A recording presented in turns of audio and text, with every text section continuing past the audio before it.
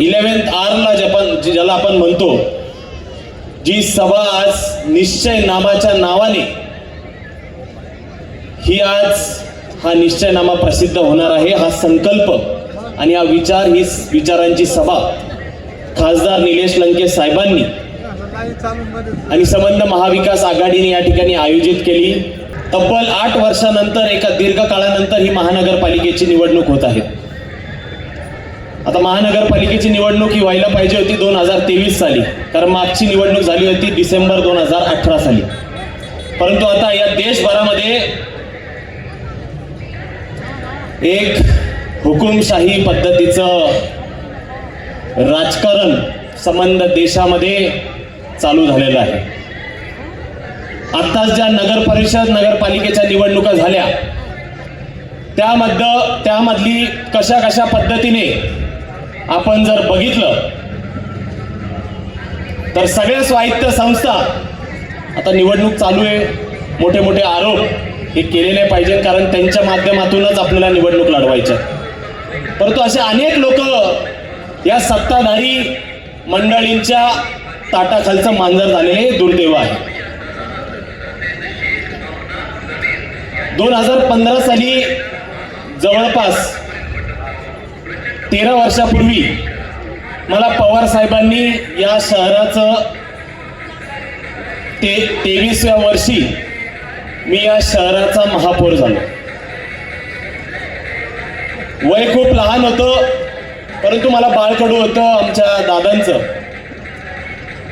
आणि त्यावेळेसपासून अनुभव कमी होता. थोडा काळ पण 11 महिन्याचाच मिळाला, आणि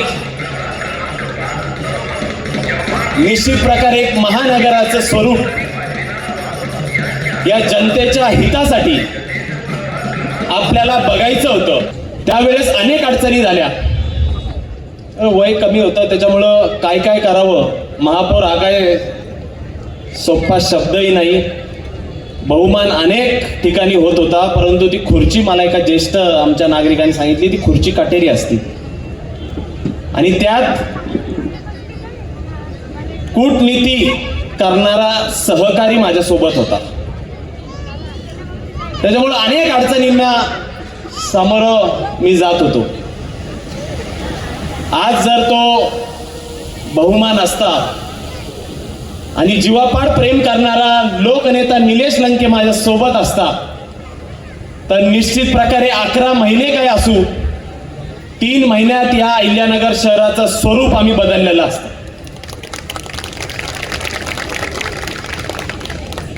मित्रांनो, अनेक मुद्दे आहेत. बोलत असताना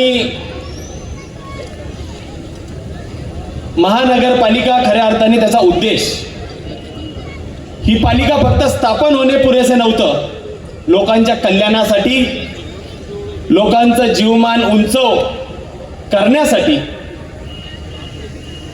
या सगळ्या गोष्टींची आवश्यकता खऱ्या अर्थाने लोकप्रतिनिधींवर असते. परंतु दुर्दैवानं अपेक्षित बदल हा काय झालेला दिसला नाही.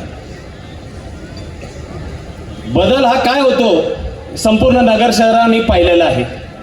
बदल घटनांमध्ये सध्या चालू आहे.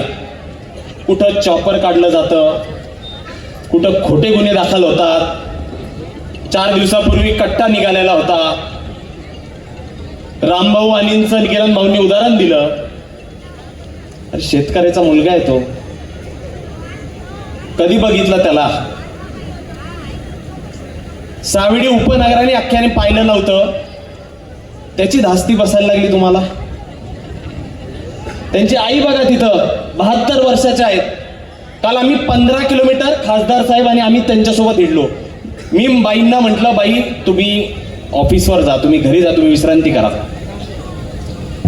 त्या म्हणल्या, माझा पोरग कसं निवडून येत नाही ना हे मी बघते.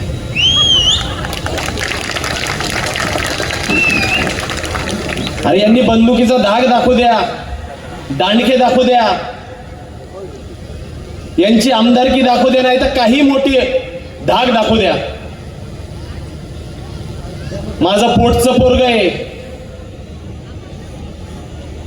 त्याला लढायला शिकवणारी मी आहे, त्याला जिंकता कसं येईल ही मी विश्वास निर्माण केलेला माझ्या प्रभागामध्ये. त्याच्यामुळं रामभाऊ आणि तुम आगे बढो. या शहराचं कशा पद्धतीने राजकारण करता तुम्ही, तुम्हाला शरम आली पाहिजे.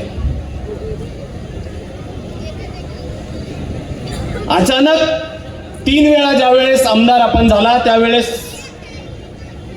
अचानक हिंदुत्व घुसलं. छत्रपती शिवाजी महाराज एकटेच आपल्याला समजतात का? अरे आमचं आराध्य दैवत आहे ते. या अहिल्यानगर जिल्ह्याच्या 24 लाख लोकांचं आराध्य दैवत आहे. बेमीच्या देठापासून गर्जना करून आम्ही त्या ठिकाणी महाराजांचं नाव घेतो. परंतु आता वेगळंच बोलायचं. कालच्या सभेमध्ये सांगायचं मुकुंदनगरमध्ये मला एकही तिकीट मागायला आले नाही. मी सुद्धा तुमच्या सोबतच प्रचार करत होतो तुमच्या विरोधात. दर्ग्यामध्ये फाते तुमच्यासाठी पण वाचले गेले, माझ्यासाठी पण वाचले गेले. गुरुद्वाऱ्यामध्ये तुम्ही देखील गेले मत मागायला, मी देखील गेलो. गणपती बाप्पा मोरया म्हणायला तुम्ही गेले, मी गेले. असं काय अचानक वेगळंच या शहराला काहीतरी लोकांना भावल अशा पद्धतीचं काहीतरी अजेंडा राबवायचा, परंतु हे लोकांना भावत नाही.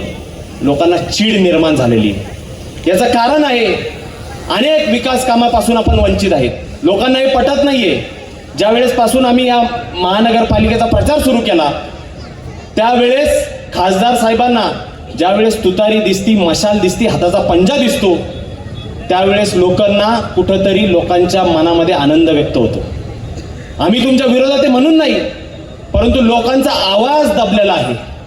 लोकांना प्रकट होता येत नाहीये. महापालिकेच्या निवडणुका ज्यावेळेस सुरू होतात, ज्यावेळेस प्रचारासाठी आपण दारादारा ठिकाणी हिंडतो त्यावेळेस लोक समर्थन पण करतात. तुम्हाला तुमच्या ज्या चुकलेल्या गोष्टी आहेत ते देखील ऐकवतात. परंतु या शहराचा आवाज हा जो दबलेला आहे तो आता आम्ही निष्ठून काढू. आणि याचं खरं कारण आहे की सगळीकडून टार्गेट करायचं. आता जास्त काही मी बोलत नाही राजकारणावर. आजचा जो विषय आहे तो आहे निश्चयनाम्याचा. हा निश्चयनामा म्हणजे काय आहे? मी जे तुम्हाला सांगितलं की महानगरचं स्वरूप या शहराला कसं प्राप्त व्हावं त्यासाठी खासदार निलेश लंके साहेबांची संकल्पना आहे. ते म्हणजे दर्जेदार विकास कामं, रस्ते असतील, लाईट असतील, पाणी पुरवठा असेल. पाणी पुरवठ्याबाबतीत आणि केंद्र सरकारच्या योजनेबाबतीत खासदार साहेब बोलणार आहेत.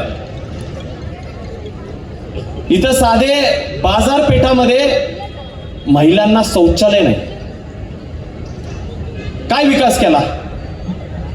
सगळी मोठे मोठे पद आहेत तुमच्याकडे, ट्रिपल इंजन सरकार आहे, सगळं आहे. का नाही राज्याचे मुख्यमंत्री साहेबांनी मूलभूत गरजांविषयी त्या व्यासपीठावरून बोलले?